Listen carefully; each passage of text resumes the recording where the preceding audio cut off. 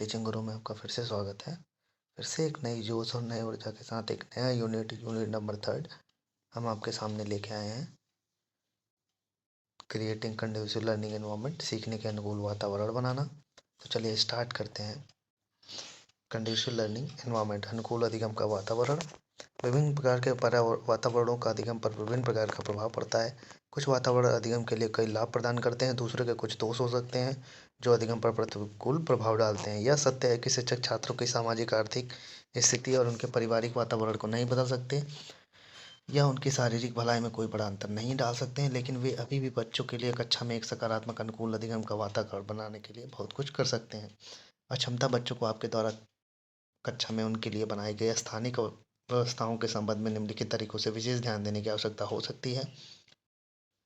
अक्षमता विकलांगता नहीं है। अक्षमता शिक्षार्थियों के पास कमी की पूर्व निर्धारित धारणा के साथ संपर्क न करने। अक्षमता अपने आप में कोई बाधा नहीं है, यह एक बाधा तब बन जाती है जब समाज अनुकूल वातावरण का निर्माण नहीं करता है। इसलिए शिक्षकों की अक्षमता के लिए कक्षा में समावेशी वातावरण बनाना चाहिए। उच्च उम्मीदें और यथार्थवादी लक्ष्य, शिक्षकों को सभी छात्रों से उम्मीदें रखनी चाहिए और व्यक्तिगत छात्रों के लिए यथार्थवादी और प्राप्त करने योग्य लक्ष्य निर्धारित होने चाहिए। प्रत्येक शिक्षार्थी के अनुकूल निर्देशात्मक तकनीकों का उपयोग करना। शिक्षकों को शिक्षार्थियों के विभिन्न सामाजिक सांस्कृतिक विशेषताओं को शामिल करने के लिए विभिन्न प्रकार के निर्देशात्मक तकनीकों का उपयोग करना चाहिए जो उनके अधिगम को प्रभावित करती हैं। दिव्यांगों और सीखने की क्षमता वाले बच्चों के अधिगम को जरूरतों के अनुरूप निर्देशात्मक रणनीतियों और तकनीकों का उपयोग करें। विभिन्न शिक्षण शैलियों को शामिल करने के लिए शिक्षण विधियों जैसे सहकर्मी शिक्षा, सहकारी शिक्षा, अधिपत्य से अधिगम आदि का चयन करें। विविधता, अक्षमता और समावेशन की अवधारणा। सामाजिक निर्माण के रूप में अक्षमता के निहितार्थ, अक्षमता के प्रकार, उनकी पहचान और हस्तक्षेप। नेक्स्ट है डाइवर्सिटी, विविधता। विविधता शब्द जब लोगों या समुदाय या सामाजिक संदर्भों में संबंधित वाद में उपयोग किया जाता है तो यह इंगित करता है कि लोगों का एक समूह उन व्यक्तियों से बना है जो किसी न किसी तरह से एक दूसरे से अलग हैं, या इसका मतलब सामूहिक रूप से लोगों के बीच विभिन्नता से है, अर्थात वे अंतर जो लोगों के एक समूह को दूसरे से अलग करते हैं। विविधता लोगों के समूह मौजूद पहचान की सीमा को संदर्भित करती है। विविधता पर चर्चा करते समय संदर्भित समान पहचान श्रेणियां में जाति, वर्ग, लिंग, धर्म आदि धर्म और यौन अभिविन्यास शामिल हैं। शिक्षा में विविधता सीखने के लिए माहौल बनाने के लिए विचारों और पहल की एक विस्तृत श्रृंखला का प्रतिनिधित्व करती है जो यथासंभव अधिक से अधिक पहचान के लिए सुरक्षित, समावेशी और न्यायसंगत है। लोगों की जरूरतों को पहचानना, बढ़ावा देना और संवेदनशीलता विकसित करना शैक्षिक विविधता का प्राथमिक उद्देश्य है। विविधता के लिए शिक्षण का तात्पर्य कक्षा में विभिन्न प्रकार के अंतरों को स्वीकार करना है। कक्षा में विविधता को निम्न प्रकार परिभाषित किया गया है। यह स्वीकार करना कि सभी लोग अपने तरीके से अद्वितीय हैं। हमारी विविध भिन्नताओं में मुख्य रूप से निम्नलिखित शामिल हैं। अक्षमता शारीरिक या संज्ञानात्मक, जाति, सांस्कृतिक पृष्ठभूमि, लिंग और कामुकता, धार्मिक, सामाजिक, आर्थिक स्थिति। कक्षा में हमेशा विविधता रही है, लेकिन आज इसे सम्मिलित करना और इसका सकारात्मक उपयोग करना महत्वपूर्ण है। नेक्स्ट टॉपिक है डिसेबिलिटी, अक्षमता। अक्षमता को एक स्थिति, ऐसी स्थिति या कार्य के रूप में परिभाषित किया जाता है जिसे किसी व्यक्ति या समूह के सामान्य मानक के सापेक्ष महत्वपूर्ण रूप से बिगड़ा हुआ माना जाता है। अक्षमता विकलांगता, पर्याप्त शक्ति, क्षमता या शारीरिक या मानसिक क्षमता की कमी है। विशेष रूप से वह जो व्यक्ति किसी को दैनिक जीवन के कार्यों को करने, काम या घरेलू जिम्मेदारियों को पूरा करने या अवकाश और सामाजिक गतिविधियों में संलग्न होने से रोकती है। यह एक दोषपूर्ण स्थिति है जो व्यक्ति और पर्यावरण के बीच अंतःक्रिया को बाधित करती है। एक विकलांगता व्यक्ति जिसे लंबे समय तक शारीरिक, मानसिक या संवेदी हानि होती है, जो विभिन्न बाधाओं के साथ अंतःक्रिया में दूसरों के साथ समान आधार पर समाज में उनकी पूर्ण और प्रभावी भागीदारी में बाधा उत्पन्न कर सकता है। नेक्स्ट है इंक्लूजन, समावेश। समावेश एक ऐसी प्रणाली को संदर्भित करता है जो छात्रों को शारीरिक, मानसिक असमानता में मेल खाती है। समावेश किसी व्यक्ति या छात्रों के लिए नहीं, यह उन सभी के लिए है जो सामान्य वातावरण में काम नहीं कर सकते हैं। इनमें से कुछ छात्र शारीरिक रूप से अक्षम हैं और कुछ छात्र प्रतिभाशाली हैं और दूसरे प्रकार के भी हैं। इस प्रकार यह स्पष्ट है कि समावेश किसी भी श्रेणी के छात्रों के लिए नहीं है, बल्कि उन सभी छात्रों के लिए है जिन्हें इसकी आवश्यकता है। हमारी शिक्षा में समावेश का महत्व, यह किसी भी क्षेत्र में छात्रों की सामर्थ्य या कमजोरियों की परवाह किए बिना सभी छात्रों को एक कक्षा और स्कूल में एक साथ लाने की प्रक्रिया है। यह सभी छात्रों की क्षमता को अधिकतम करने का प्रयास करती है। यह एक ऐसी प्रक्रिया है जिसमें किसी भी पहलू के संबंध में एक समूह में विविधता की सराहना की जाती है और जिसमें हर किसी को उसकी योग्यता के लिए पहचानना और सम्मानित किया जाता है। यह सुनिश्चित करने का एक प्रयास है कि विविध शिक्षार्थियों, विकलांगों, विभिन्न भाषाओं, संस्कृतियों, विभिन्न घरों और पारिवारिक जीवन, विभिन्न रुचियों और सीखने के तरीकों, व्यक्तिगत अधिगम की जरूरतों के अनुकूल शिक्षण अधिगम रणनीतियों का उपयोग करके पढ़ाया जाता है। इसलिए इसका सार समावेश विविधता को अपनाने में निहित है। यह एक ऐसी प्रक्रिया है जो प्रत्येक व्यक्ति को स्वीकृत, मूल्यवान और सुरक्षित महसूस करने की अनुमति देती है। एक समावेशी समुदाय अपने समुदाय को बदलती ज़रूरतों को पूरा करने के लिए सचेत रूप से विकसित होता है। मान्यता और समर्थन के माध्यम से एक समावेशी समुदाय नागरिकता के लाभों के लिए सार्थक भागीदारी और समान पहुंच प्रदान करता है। यह समुदाय के प्रत्येक सदस्य की भलाई को बढ़ाने का एक साधन है। लर्निंग डिसेबिलिटी शब्द सबसे पहले सैमुअल किर्क द्वारा लिया गया। अधिगम की क्षमता का निदान विशेष रूप से तब किया जाता है जब बच्चे स्कूल में जाना शुरू करते हैं और स्कूल के अन्य बच्चों के साथ शैक्षणिक गतिविधियों में संलग्न होते हैं। शैक्षणिक कौशल के अर्जन में बुनियादी मनोवैज्ञानिक प्रक्रियाओं में से एक या अधिक, जैसे कि ध्यान, धारणा, स्मृति, तार्किक सोच और इसी तरह अन्य शामिल है। जब इस बुनियादी प्रक्रियाओं में कुछ कमी होती है तो यह गलती करना, सुनने, सोचने, बोलने, पढ़ने, लिखने, वर्तनी करने की अपूर्ण क्षमता के रूप में देखी जा सकती है। अधिगम अक्षमता का अर्थ परिस्थितियों के एक विषम समूह से है जिसमें बोली जाने वाली या लिखित भाषा को संसाधित करने में कमी होती है, जो खुद को समझने, बोलने, पढ़ने, लिखने, वर्तनी या गणित करना करने में कठिनाई के रूप में प्रकट हो सकती है। और इसमें अवधारणात्मक अक्षमता, पठन वैकल्य, लेखन वैकल्य, गुणज वैकल्य, गति समन्वय वैकल्य और विकासात्मक भाषाघात जैसी स्थितियाँ शामिल हैं। विशिष्ट अधिगम अक्षमता को मौखिक या लिखित भाषा को समझने या उपयोग करने में शामिल मनोवैज्ञानिक प्रक्रियाओं में एक विकार के रूप में परिभाषित किया है। एक शिक्षार्थी जो इस प्रकार से पीड़ित है, हालांकि औसत या उससे अधिक औसत बुद्धि है, लेकिन पढ़ने, सुनने, बोलने, लिखने, वर्तनी करने या गणितीय गणना करने और ध्यान केंद्रित करने की अपूर्ण क्षमता है। नेक्स्ट है डिसलेक्सिया। डिसलेक्सिया पठन विकार है, बस इसको इतना ही याद करिए कि यह पठन विकार है। लिखने और वर्तनी में कठिनाई को संबंधित भी करता है। डिसलेक्सिया सबसे सामान्य अधिगम अक्षमता पठन विकार है जो विद्यार्थियों को बनाता है वर्णमाला के समान आकृतियों और ध्वनियों के साथ भ्रमित होने में। नेक्स्ट है डिस्ग्राफिया। डिस्ग्राफिया लेखन वैकल्य जिसको कहते हैं। डिस्ग्राफिया एक लेखन क्षमता है। ऐसा कोई लक्षण है जो यह संकेत देंगे कि शिक्षार्थी को डिस्ग्राफिया हो सकता है। उदाहरण के लिए डिस्ग्राफिया वाला एक विद्यार्थी हो सकता है सही वर्तनी लिखने में कठिनाई होती है। नेक्स्ट है डिस्कैलकुलिया या गणितीय संकल्पना को लेकर होती है। गुणज वैकल्य एवं गणितीय क्षमता है। इस क्षमता में शिक्षार्थी को गणित सीखने या समझने में कठिनाई होती है। सिंपल सा इतना समझिए इसको, बस इतना ही याद रखने की जरूरत है इसमें। उन्हें यह न समझ में आता कि गणितीय संक्रिया के चरणों का उपयोग कैसे किया जाता है। उन्हें मात्रा, स्थानीय और मान, धनात्मक, ऋणात्मक मानों की अवधारणाओं को समझने में कठिनाई होती है। उन्हें महीनों, सप्ताहों, दिनों आदि की अवधारणाओं को समझने में कठिनाई होती है। नेक्स्ट है डिस्प्रैक्सिया, गत्यात्मक वैकल्प। यह एक गत्यात्मक कौशल विकार है जो कम वजन और समय से पहले जन्म के कारण होता है। यह डिस्प्रैक्सिया के पारिवारिक इतिहास के कारण हो सकता है। यह एक बच्चे को सूक्ष्म और सकल गत्यात्मक कौशल को प्रभावित करता है। डिस्प्रैक्सिया वाले बच्चों में खराब आँख, हाथ, सामान्य नृत्य करते समय लय की कमी होती है। शरीर की मुद्राओं को संतुलित करने और शरीर को दो पक्षों के एकीकरण में समस्या होती है। खराब संतुलन और मुद्रा के कारण चीज़ों और लोगों को गिरने या टकरा जाने की प्रवृत्ति होती है। डिस्प्रेक्सिया का कोई इलाज नहीं है, लेकिन कई उपचारों से बच्चों को अपनी समस्याओं का सामना करना आसान हो सकता है। नेक्स्ट डिस्फेजिया, भाषा विकार। एक भाषा विकार जो किसी व्यक्ति के संवाद करने की क्षमता को प्रभावित करती है। यह अचानक स्ट्रोक या सिर की चोट के बाद हो सकता है या मस्तिष्क के बढ़ते ट्यूमर या बीमारी से धीरे धीरे विकसित हो सकता है। अस्वरता किसी व्यक्ति की लिखित और बोली जाने वाली भाषा को व्यक्त करने और समझने की क्षमता को प्रभावित करता है। एक बार अंतर्निहित कारण का इलाज दिया जाता है। वाचाघात के लिए मुख्य उपचार भाषण चिकित्सा है। नेक्स्ट है attention deficit hyper activity disorder. यह एक प्रकार का विकासात्मक या व्यवहार संबंधी विकार है जिसकी अनिवार्य विशेषता सावधानी, सक्रियता और आवेग का एक निरंतर स्वरूप है जो आमतौर पर विकास के तुलनीय स्तर पर व्यक्तियों में देखा जाता है। ADHD के साथ जुड़े विशिष्ट व्यवहार हैं। कार्यों में तत्काल परिणाम न होने से कम दृढ़ता, आवेगपूर्वकता, सामान्य बच्चों की तुलना में अधिक सक्रिय या बेचैन, नियमों और विनियमों का पालन करने में कठिनाई। नेक्स्ट है ऑस्ट्रेटिक स्पेक्ट्रम डिसऑर्डर ASD। और ऑटिज्म स्पेक्ट्रम डिसऑर्डर HSD एक जटिल विकासात्मक स्थिति है जिसमें सामाजिक संपर्क, भाषण और अशाब्दिक संचार और प्रतिबंधित दोहरावदार व्यवहार में लगातार चुनौतियां शामिल हैं। SD के प्रभाव और लक्षणों की गंभीरता प्रत्येक व्यक्ति में भिन्न होती है। नेक्स्ट है ओबेसिव कंपल्सिव डिसऑर्डर, मनोग्रसित बाध्यता विकार। मनोग्रसित बाध्यता विकार में अवांछित हस्तक्षेप करने वाले बाध्य विचारों और परेशान करने वाली छवियों की घटना की विशेषता होती है जो आमतौर पर बाध्यकारी व्यवहार के साथ होते हैं। बाध्य व्यवहार या तो मनोग्रसित या प्रभावहीन करने के लिए या किसी भयानक घटना को रोकने के लिए किए जाते हैं। बाध्य व्यवहार किसी विशेष विचार या विषय के बारे में सोचना बंद करने में असमर्थता है। इसमें शामिल व्यक्ति अक्सर इन विचारों को अप्रिय और शर्मनाक पाता है। नेक्स्ट है मानसिक मंदता। मानसिक मंदता जैसे कि नाम से पता चलता है किसी व्यक्ति की मानसिक क्षमताओं के सामान्य वृद्धि, विकास और कामकाज की मंदता को दर्शाता है। मानसिक मंदता वाले व्यक्तियों की IQ 20 से 70 तक हो सकता है जो मस्तिष्क के नुकसान की सीमा पर निर्भर करता है। IQ के आधार पर मानसिक मंदता वाले लोगों को मानसिक मंदता के हल्के, मध्यम, गंभीर और गहरे स्तर के रूप में वर्गीकृत किया जाता है।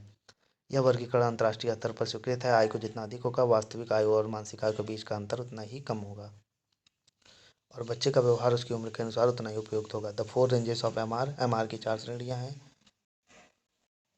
माइल्ड एम आर 50 से 55, लगभग 70 IQ। मध्यम एम आर 35 से 40, 55 50 से 55। गंभीर एम आर 20 से 25, 35 से 40। गहरा एम आर 20 से 25 के IQ से नीचे। सेरेब्रल पाल्सी, मस्तिष्क पक्षाघात। मस्तिष्क पक्षाघात विकारों का एक समूह है जो किसी व्यक्ति के संतुलन और मुद्रा को स्थानांतरित करने के लिए बनाए रखने की क्षमता को प्रभावित करता है। मस्तिष्क पक्षाघात बाल्यावस्था में सबसे सामान्य पेशी विकलांगता है। मस्तिष्क पक्षाघात का मतलब होता है कि मस्तिष्क से संबंध रखना। मस्तिष्क पक्षाघात का मतलब कमजोरी या मांसपेशियों के उपयोग की समस्या है। मस्तिष्क पक्षाघात असमान मस्तिष्क विकास के कारण होता है, अक्सर जन्म से पहले। लक्षणों में अतिरंजित सजगता, निष्क्रिय या कठोर अंग और अनैच्छिक गति शामिल हैं। ये बाल्यावस्था से ही दिखाई देती है। नेक्स्ट, विजुअल इम्पेयरमेंट, दृष्टिक्षीणता। दृष्टिक्षीणता को दृष्टिहानि या दृष्टिबाधिता रूप में जाना जाता है। एक हद तक देखने की क्षमता कम हो जाती है, जो सामान्य साधनों जैसे चश्मे से ठीक न होने वाली समस्याओं का कारण बनती है। दृष्टिक्षीणता किसी भी प्रकार के दृष्टि हानि का वर्णन करने के लिए एक शब्द विशेषक का उपयोग है, चाहे वह ऐसा व्यक्ति हो जो सभी को नहीं दे सकता या किसी को आंशिक दृष्टि हानि हो सकती है।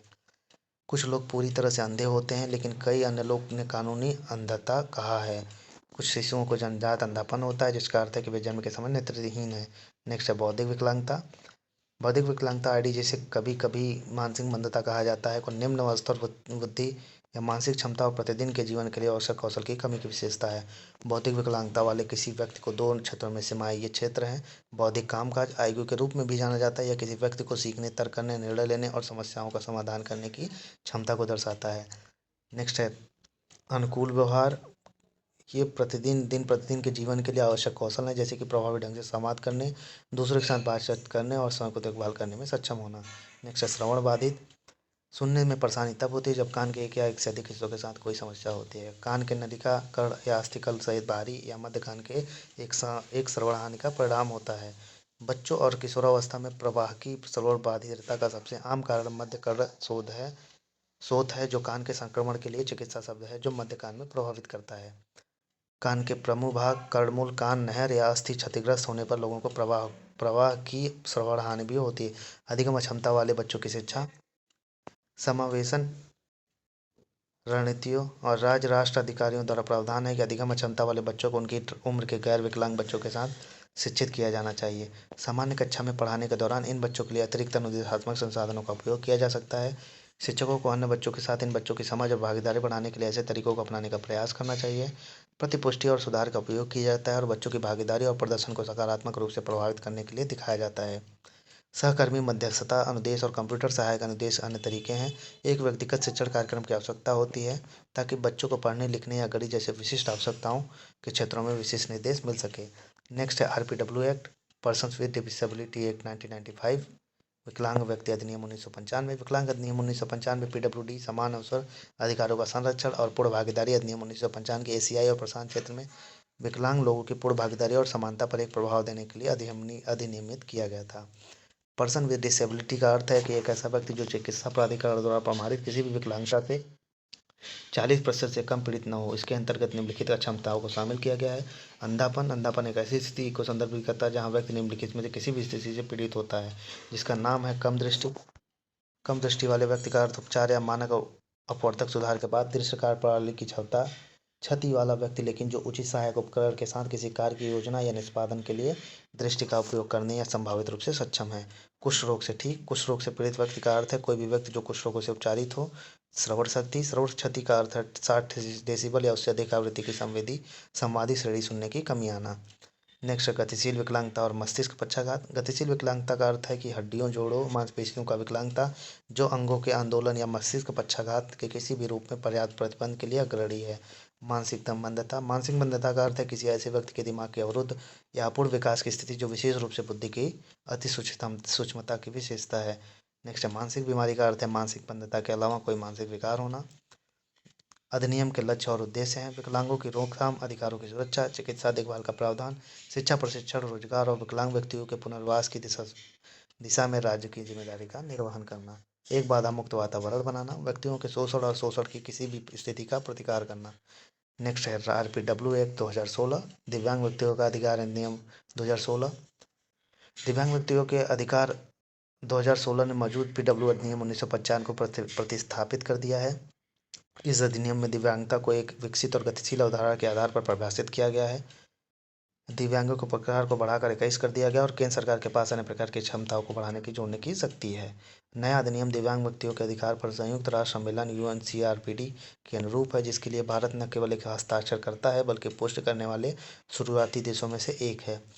21 दिव्यांगताएं नीचे दी हैं। दृष्टि दोष, कम दृष्टि, कुछ रोग से ठीक हुए व्यक्ति, बहरापन, संचालन दिव्यांगता, बौनापन, बौद्धिक अक्षमता, मानसिक बीमारी, स्वालीनता विकार, मस्तिष्क पक्षाघात, मांसपेशी दुर्विकास, पुरानी न्यूरोलॉजिकल स्थितियां, विशिष्ट अधिगम अक्षमता, बहुरूप कठिन भाषण और भाषा क्षमता, थैलीसीमिया, हीमोफीलिया, सिकल सेल रोग, बधिरपन, दृष्टिहीनता सहित कई दिव्यांगतर, अम्लीय हमले का शिकार, पार्किंसंस रोग।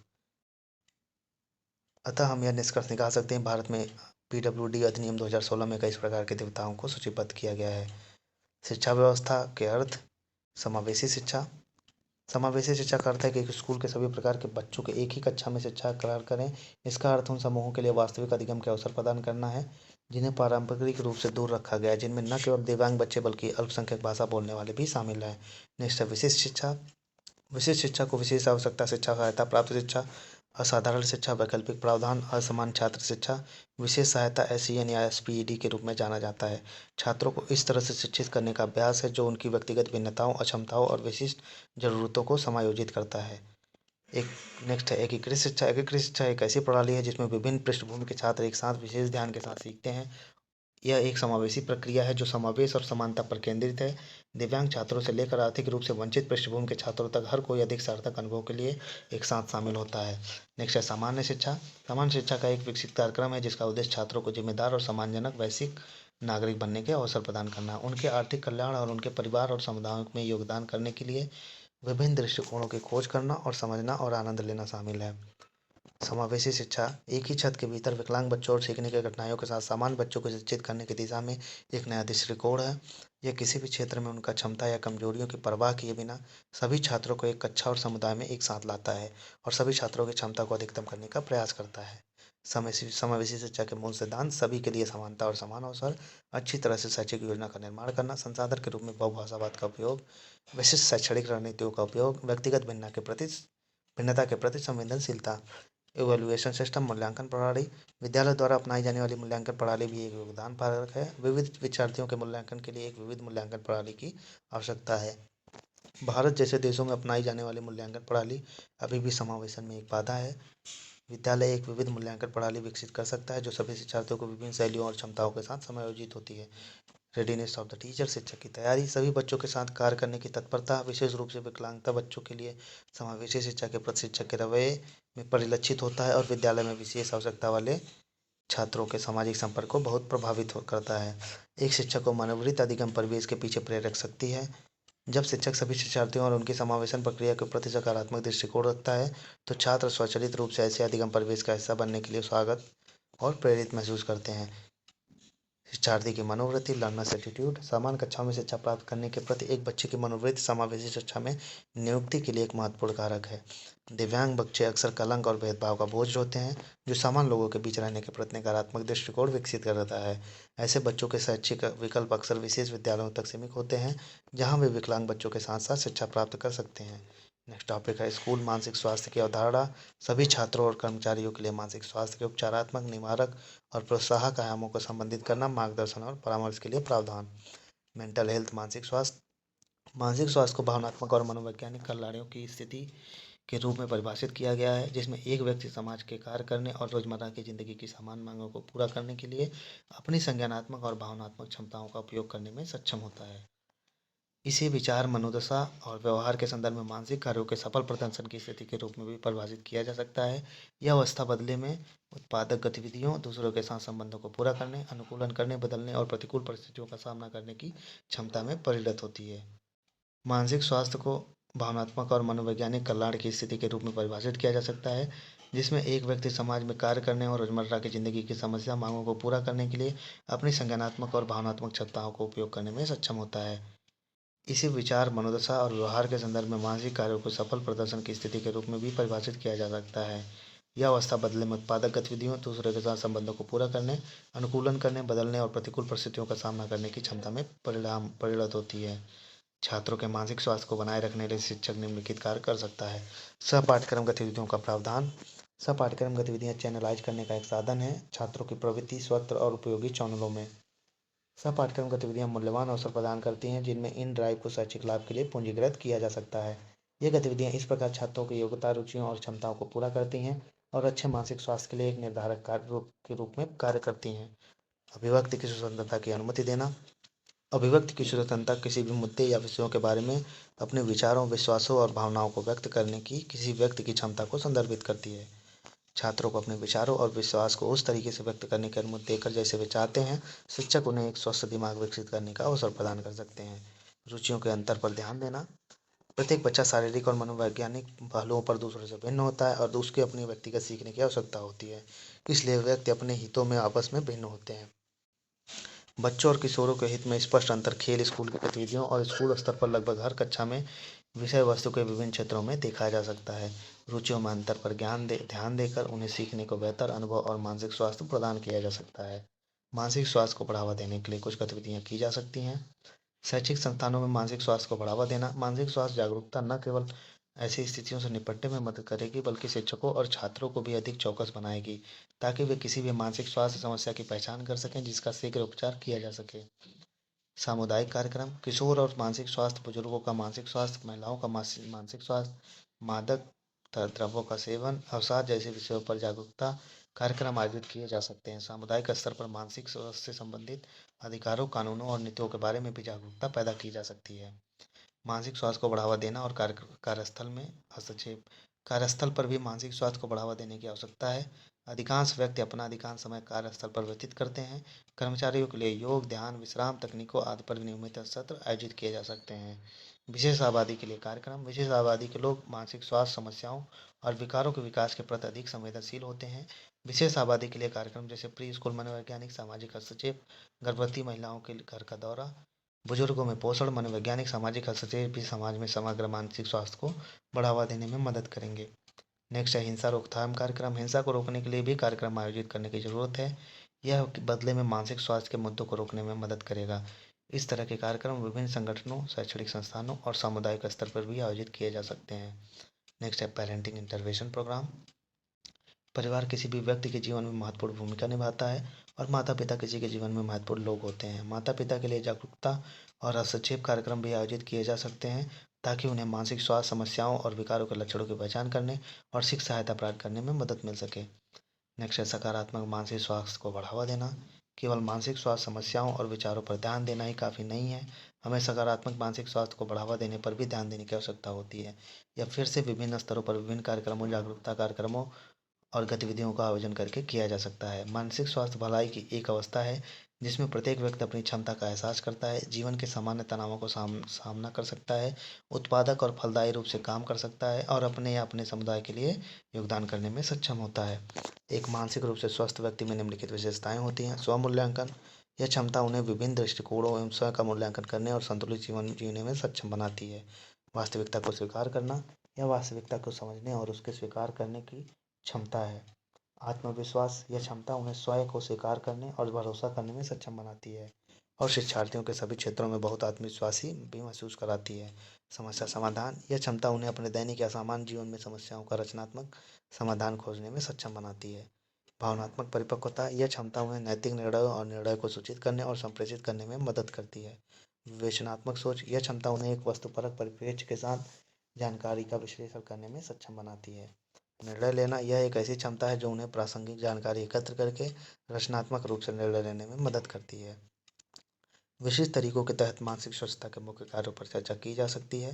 पहला है निरोधित कार्य। मानसिक स्वच्छता का मुख्य कार्य मानसिक रोग, व्यक्तित्व विकार तथा समायोजन की समस्याओं का निवारण करना है। मानसिक स्वच्छता हमें मानसिक बीमारी, व्यक्तित्व विकार और मानव बच्चे के समायोजन की समस्याओं के कारणों को समझने में मदद करती है। नेक्स्ट है उपचारात्मक कार्य। मानसिक स्वच्छता का उपचारात्मक कार्य उपचार तकनीकों पर जोर देता है। मानसिक स्वच्छता न केवल मानसिक बीमारी की समस्याओं, व्यक्तित्व विकार की समस्या और मानव व्यक्ति की स्वच्छता न केवल मानसिक बीमारी की समस्याओं, व्यक्तित्व विकार की समस्या और व्यक्ति की समायोजन समस्या को जानने में मदद करती है। यह समस्याओं से राहत पाने के लिए उपचार की तकनीकों को जानने में भी मदद करती है। परिरक्षक कार्य। मानसिक स्वास्थ्य के संरक्षण को व्यक्ति और समाज के लिए भी विशेष महत्व है। अच्छे मानसिक स्वास्थ्य के बिना व्यक्तिगत और सामाजिक जीवन दोनों की समृद्धि संभव नहीं है। मानसिक स्वच्छता का संरक्षक कार्य विशेष रूप से हमें मानसिक स्वास्थ्य के महत्व और इसके संरक्षण के लिए अपनाए जाने वाले उपायों, तकनीकों, प्रक्रियाओं को जानने में मदद करता है। यह समारोह विशेष रूप से मानव जीवन और समाज के कल्याण से भी संबंधित है। मानसिक बीमारी के निवारण के लिए स्कूल द्वारा निभाई जाने वाली भूमिकाएं हैं। स्कूल मानव बच्चों को सभी मनोशारीरिक क्षमताओं और गुणों के विकसित करने में मदद करते हैं। यह अच्छे मानसिक स्वास्थ्य के महत्व को महसूस करने में मदद करता है। यह मानसिक जीवन की समस्याओं को जानने में मदद करता है। यह मानव व्यक्तित्व के सभी गुणों और क्षमताओं को विकसित करने में मदद करता है। यह मनुष्य को भावनात्मक रूप से मजबूत बनाने में मदद करता है। स्कूल उचित समायोजन की आवश्यकता और इसके साधनों को जानने में मदद करता है। यह शांतिपूर्ण जीवन जीने के लिए सभी मूल्यों के मूल्य को महसूस करने में मदद करता है। स्कूल एक बल्लेबाज संतुलन व्यक्तित्व विकसित करने में मदद करता है। स्कूल में मानसिक स्वास्थ्य समस्याओं को रोकने के लिए स्कूल जो उपाय अपना सकते हैं वे है मूल्य शिक्षा और यौन शिक्षा। छात्रों के स्कूली पाठ्यक्रम के माध्यम से नैतिक मूल्यों का आयात किया जाना चाहिए। भ्रांतियों को दूर करने और विभिन्न यौन संबंधी समस्याओं से बचने के लिए बच्चों की उम्र के अनुसार यौन शिक्षा दी जानी चाहिए। अनुशासन शिक्षा बेहतर विकास के लिए स्कूल में अनुशासन ठीक से बनाए रखा जाना चाहिए। शिक्षण प्रक्रिया आवश्यकता आधारित होनी चाहिए। परीक्षा प्रणाली को साफ और ठीक से मूल्यांकन किया जाना चाहिए। शिक्षक अभिभावक संबंध छात्रों के अभिभावकों को समुचित मानसिक विकास के लिए समय समय पर शिक्षक संघ का आयोजन किया जाना चाहिए। इससे उन्हें छात्रों की समस्याओं को जानने और समझने और उनका समाधान करने में मदद मिलेगी। छात्रों की यह अनुशासन बच्चों के मानसिक स्वास्थ्य को बनाए रखने में मदद करता है। स्कूल की प्रबंधन तकनीक प्रकृति में लोकतांत्रिक होनी चाहिए। छात्रों की समस्याओं का समाधान आपसी सहमति में होना चाहिए। नेक्स्ट है शिक्षण प्रक्रिया आवश्यकता आधारित होनी चाहिए। परीक्षा प्रणाली को साफ और ठीक से मूल्यांकन किया जाना चाहिए। शिक्षक अभिभावक संबंध छात्रों के अभिभावकों को समुचित मानसिक विकास के लिए समय समय पर शिक्षक संघ का आयोजन किया जाना चाहिए। इससे उन्हें छात्रों की समस्याओं को जानने और समझने में उनका समाधान करने में मदद मिलेगी। गाइडेंस एंड काउंसलिंग मार्गदर्शन और परामर्श। गाइडेंस मार्गदर्शन में शिक्षा की पूरी प्रक्रिया शामिल होती है जो बच्चे के जन्म से शुरू होती है। चूंकि व्यक्तियों को जीवन भर सहायता की आवश्यकता होती है इसलिए यह कहना गलत नहीं है कि पलने से लेकर कब्र तक मार्गदर्शन की आवश्यकता होती है। सरल शब्दों में मार्गदर्शन का अर्थ है किसी ऐसे व्यक्ति को निर्देशित करना या सहायता प्रदान करना जिसे सहायता की आवश्यकता हो। व्यापक परिप्रेक्ष्य में मनुष्य के सभी स्तरों पर एक व्यक्ति या दूसरे द्वारा मार्गदर्शन प्रदान किया जाता है। मार्गदर्शन एक व्यक्ति को व्यक्तिगत, व्यावसायिक, शैक्षिक या किसी अन्य समस्या को हल करने में मदद कर सकता है जिसके लिए वह स्वयं समाधान नहीं ढूंढ पा रहा है। मार्गदर्शन का उद्देश्य व्यक्ति को उसकी क्षमताओं को साकार करने में मदद करता है। इसका उद्देश्य व्यक्ति को उसकी समस्याओं को हल करने और उचित विकल्प पर समायोजन करने में मदद करना है। यह व्यक्ति को संतुलित जीवन जीने में मदद करता है। मार्गदर्शन के उद्देश्य प्राथमिक शिक्षा स्तर पर मार्गदर्शन के उद्देश्य यह छात्रों को स्कूल की गतिविधियों के प्रति बेहतर दृष्टिकोण विकसित करने में सहायता करता है। यह बच्चों को स्कूल के परंपराओं और स्कूल के नियमों के अनुकूल होने में सक्षम बनाता है। यह छात्रों को उनकी शारीरिक और भावनात्मक स्थिरता विकसित करने में सहायता करता है। यह छात्रों को उनकी समस्याओं की पहचान करने में सक्षम बनाता है। यह छात्रों के बीच सहयोग सुनिश्चित करता है। यह प्राथमिक से हाई स्कूल में छात्रों के संक्रमण की सुविधा प्रदान करता है। यह बच्चों को हाई स्कूल के बारे में जानकारी प्रदान करता है। नीड फॉर गाइडेंस मार्गदर्शन की आवश्यकता शिक्षित बेरोजगार युवाओं के उचित मार्गदर्शन प्रदान करके उनकी क्षमता के अनुकूल कार्य स्थितियों की पहचान करने में मदद की जा सकती है। मार्गदर्शन सेवाएं छात्रों की जरूरतों और क्षमताओं के अनुसार एक पाठ्यक्रम विकसित करके शैक्षिक अधिकारियों की मदद कर सकती है। मार्गदर्शन के माध्यम से निर्देश कार्यों के लिए सही व्यक्तियों की पहचान की जा सकती है। समाज में परिवर्तन के कारण परिवर्तन के भीतर संघर्षों की संख्या में वृद्धि हुई है और किशोर तनावपूर्ण स्थितियों से गुजर रहे हैं जिसके परिणामस्वरूप निराशा बढ़ रही है। जैसे जैसे जीवन पैटर्न तेजी से बदल रहा है और जटिल होता जा रहा है, माता पिता और समाज की मांग बढ़ रही है जिससे माता पिता और बच्चों के बीच व्यक्तिगत संपर्क कम हो गया है। मार्गदर्शन के माध्यम से छात्रों को उनकी क्षमताओं, रुचियों और योग्यताओं के अनुसार पाठ्यक्रमों का चयन करने में मदद की जा सकती है। छात्रों को सही मार्ग चुनने में सक्षम बनाने के लिए मार्गदर्शन की आवश्यकता आवश्यक हो गई है। व्यक्तियों के समग्र व्यक्तित्व विकास के लिए भी मार्गदर्शन की आवश्यकता होती है। हमारे देश में कुछ समस्या क्षेत्र हैं जहां मार्गदर्शन की आवश्यकता है। ये क्षेत्र हैं जाति की समस्याएं, नई आर्थिक नीतियां, सेवानिवृत्त व्यक्तियों की समस्याएं, महिलाओं की पारंपरिक छवि में बदलाव के साथ परिवार के ढांचे में संतुलन बनाने के लिए मार्गदर्शन की जरूरत है। माता पिता, स्कूल और समुदाय के लिए मार्गदर्शन का महत्व शिक्षक माता पिता के बच्चों की क्षमताओं, रुचियों और क्षमताओं को एक तस्वीर प्रदान कर सकते हैं ताकि वे बच्चे को जान सकें, समझ सकें और स्वीकार कर सकें कि वह है। बेहतर मानसिक स्वास्थ्य के लिए स्थानीय समुदाय की आबादी की सहायता करना पूरे स्कूल की कई तरह से मदद करें। उदाहरण के लिए छात्रों को उनकी रुचियों और योग्यताओं के आधार पर परामर्श द्वारा उनके पसंद के पाठ्यक्रमों में सहायता करना। स्कूल कार्यक्रम के उन पहलुओं के बारे में प्रशासन की जानकारी दें जो छात्रों के शैक्षिक करियर और व्यक्तित्व विकास से संबंधित है। मार्गदर्शन का दायरा: शैक्षणिक उपलब्धि और प्रगति, व्यक्तिगत विकास, व्यक्तिगत सामाजिक संबंध, शैक्षिक और व्यावसायिक आवश्यकताओं के लिए व्यक्तिगत संबंध। नेक्स्ट है काउंसलिंग। परामर्श के मार्गदर्शन का एक अभिन्न और केंद्रीय हिस्सा माना जाता है। परामर्श की प्रक्रिया एक व्यक्ति को किसी समस्या का समाधान खोजने में मदद करती है और व्यक्ति के समग्र विकास में भी मदद करती है। परामर्श एक ऐसी प्रक्रिया है जिसमें दो लोग शामिल होते हैं। एक परामर्शदाता है जो परामर्श सेवाएं प्रदान करता है और दूसरा वह व्यक्ति हो जो सहायता या परामर्श चाहता है। परामर्श के उद्देश्य: परामर्शदाताओं द्वारा आमतौर पर स्वीकार किए जाने वाले परामर्श के कुछ प्रमुख उद्देश्य नीचे दिए गए हैं। सकारात्मक मानसिक स्वास्थ्य की उपलब्धि, समस्या का समाधान, निर्णय लेने के लिए परामर्श, व्यक्तिगत प्रभावशीलता में सुधार, बदलने में मदद कर रहा है, व्यवहार में बदलाव। परामर्श के लिए प्रमुख दृष्टिकोण: निर्देशक दृष्टिकोण, गैर निर्देशक दृष्टिकोण, उदार दृष्टिकोण। काउंसलिंग प्रोसेस: परामर्श प्रक्रिया। परामर्श की प्रक्रिया कुछ चरणों से गुजरती है जिन्हें मोटे तौर पर निम्नानुसार वर्गीकृत किया जा सकता है। पहला, आरंभिक चरण, ग्राहक आत्मान्वेषण। पहला साक्षात्कार, प्रारंभिक परामर्श सत्र। मध्य चरण में गहन अन्वेषण और विश्लेषण। अंतिम चरण में कार्रवाई के माध्यम से लक्ष्यों का कार्यान्वयन। समाप्ति: मार्गदर्शक कार्मिक के रूप में परामर्शदाता, कैरियर मास्टर और शिक्षक मार्गदर्शक कर्मियों को में शामिल है। मार्गदर्शन कर्मियों में शामिल है काउंसलर, कैरियर मास्टर, शिक्षकों की प्रधानाचार्य, प्रधानाध्यापक, सामाजिक कार्यकर्ता, मनोवैज्ञानिक, मनोचिकित्सक, डॉक्टर आदि। नेक्स्ट है काउंसलर परामर्श। मूल रूप से एक परामर्श एक प्रशिक्षित पेशेवर होता है जो स्कूल में मार्गदर्शन कार्यों को करने की अपेक्षा करता है। एक परामर्श किसके द्वारा स्कूल मार्गदर्शन कार्यक्रम को सावधानीपूर्वक विकसित करने के बाद व्यवस्थित रूप से कार्य करता है। छात्र की जरूरतों का सर्वेक्षण करना, उपलब्ध भौतिक और अन्य संसाधनों को एकत्रित करना, प्रशासनिक अधिकारियों से सहयोग सुनिश्चित करना, स्कूल और समुदाय को अधिगम से संसाधन के रूप में विकसित करना। स्कूल और समुदाय एक दूसरे के साथ घनिष्ठ रूप से जुड़े हुए हैं। स्कूल और समुदाय की सफलता स्कूल और समुदाय दोनों की सक्रिय भागीदारी पर निर्भर करती है और एक दूसरे के लिए उनके लाभ, विकास और सुचारू कामकाज के लिए काम करती है।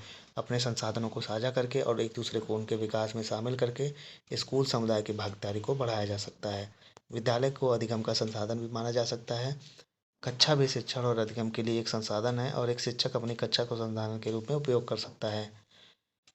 विद्यालय में विभिन्न प्रयोगशालाओं और गतिविधि कक्षों को भी अधिगम के संसाधनों के रूप में देखा जाता है। नेक्स्ट है लाइब्रेरी, पुस्तकालय।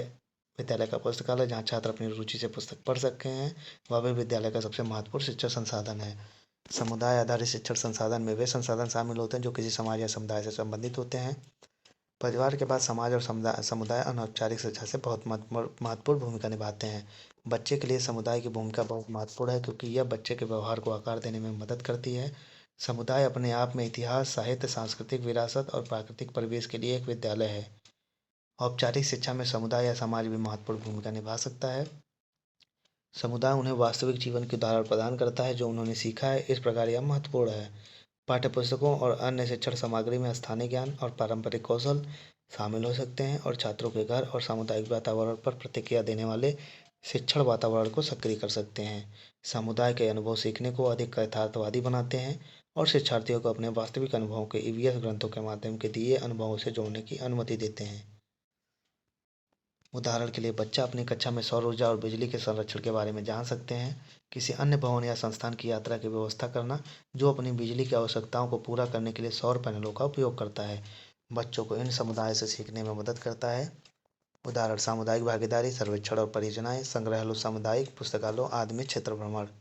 एक समुदाय एक विशेष क्षेत्र में रहने वाले लोगों का समूह है जो सामान्य मानदंडों, धर्मों, मूल्यों और रीति रिवाजों को साझा करते हैं। समुदाय एक मूल्यवान शिक्षण अधिगम संसाधन है और इसमें शिक्षार्थी के सामाजिक विकास की अधिकतम गुंजाइश है। संपूर्ण शिक्षा प्रणाली में सुधार लाने और प्रशासन के प्रत्येक स्तर पर जवाबदेही के लिए एक उपयुक्त ढांचा तैयार करने के लिए सामुदायिक भागीदारी को एक मूलभूत आवश्यकता के रूप में माना जाता था। यह बदलाव सामुदायिक विकास से सामुदायिक भागीदारी या लोगों को सशक्त बनाने या जमीनी लोकतंत्र में हुआ है। नीति दस्तावेजों में इस बात पर जोर दिया गया था कि निर्णय लेने की प्रक्रिया में लोगों के पास शक्ति होनी चाहिए। गांव, वार्ड, ब्लॉक और जिला स्तर पर स्कूली शिक्षा की योजना बनाने में समुदाय को स्कूलों की गतिविधियों में शामिल किया जाना चाहिए। समुदाय के विभिन्न तरीकों में शामिल किया जा सकता है। स्कूल से बाहर के बच्चों के लिए सर्वेक्षण में भागीदारी, बाल श्रम के मुद्दे पर जागरूकता निर्माण अभियान, नामांकन अभियान।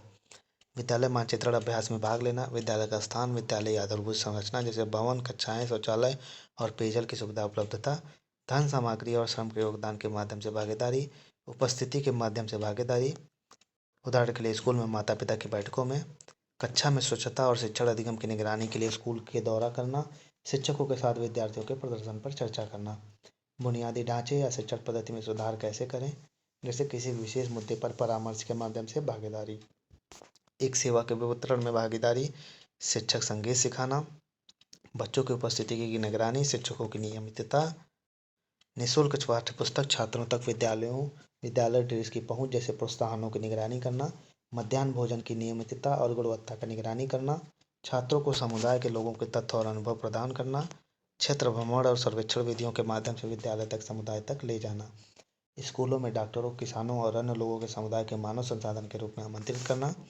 स्कूलों के विकास के समुदाय की भूमिका इस प्रकार है। एक समुदाय के योगदान को स्पष्ट रूप से देखा जा सकता है जब स्कूल अधिक नामांकन के लिए एक ड्रॉप आउट मामलों को नहीं संभाल सकते हैं। ऐसे मामलों में यह समिति ऐसे छात्रों को उनके ही मोहल्ले से ढूंढती है और उन्हें स्कूल लाने के लिए मनाती है। वे खुद को एक दबाव समूह के रूप में मानते हैं ताकि कुछ सकारात्मक योजनाओं को लागू किया जा सके और कुछ नकारात्मक प्रथाओं को छोड़ा जा सके। समुदाय न केवल स्कूलों के लिए कुछ विशिष्ट गतिविधियों के लिए धन जुटाता है, बल्कि स्कूलों के लिए आवंटित बजट की निगरानी भी करता है। समुदाय बेहतर निर्णयों के लिए जिलों, ब्लॉकों, गाँवों और स्कूलों के बीच एक सेतु के रूप में जुड़ता है। समुदाय न केवल स्कूली शिक्षा की प्रक्रिया की निगरानी, प्रशासन और प्रबंधन में शामिल है, बल्कि एक मूल्यांकनकर्ता, मॉनिटर, वॉचडॉग और सुविधादाता के रूप में शिक्षा की गुणवत्ता में सुधार लाने के लिए एक महत्वपूर्ण कारक हो सकता है, जैसे कि मध्याह्न भोजन की तैयारी की निगरानी, स्कूल रखरखाव, कौशल निर्देश और स्थानीय संस्कृति की जानकारी प्रदान करना आदि। वे अपने विचारों और प्रयासों से एसएमसी के सहयोग कर सकते हैं और यह साझा दृष्टिकोण स्कूलों को काफ़ी हद तक प्रभावी ढंग से चलाने में मदद करता है। Thank you. हमारा 3rd यूनिट भी इसी के साथ ख़त्म हुआ। तो अगर वीडियो पसंद आए तो लाइक और कमेंट सब्सक्राइब जरूर करिए और अपने दोस्तों के साथ शेयर करिए। इस चैनल को आगे बढ़ाने में मदद करिए। फिर से हम एक नई ऊर्जा और नए जोश के साथ एक नेक्स्ट यूनिट 4th यूनिट में मिलेंगे आपके साथ। धन्यवाद।